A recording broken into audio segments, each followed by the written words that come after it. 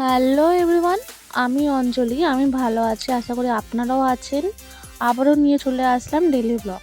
প্রথমে সকালে উঠে আমি ব্রাশ করে নিয়েছিলাম, তারপরে গরম জল করে তার মধ্যে মধু দিয়ে খেয়েছিলাম, যেটা শরীরের জন্য অনেক পুষ্টিকর, মানে ফ্যাট কমাতে খুবই সাহায্যকারী। তারপরে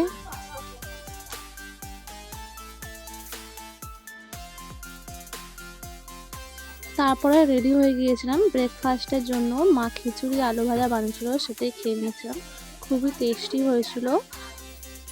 তারপরে রেডি সেডি হয়ে পড়াতে বেরিয়ে পড়লাম। দেখতেই পাচ্ছেন আমাকে কেমন লাগছে এই চুড়িদারটা পরে, একটু কমেন্টের মাধ্যমে জানাবেন। পড়াতে যাচ্ছিলাম, পড়াতে গিয়ে আর কী করলাম সেটা আপনাকে দেখাবো। আমার বাচ্চাকে আজকে আমি কী পড়েছি সেটা একটু তোমাদেরকে শোনাবো। আমি দেখতে পাচ্ছেন চলে এসেছিলাম পড়াতে। কেঁদো বা কাঁদে কেন, দাঁতে বড় বেদনা,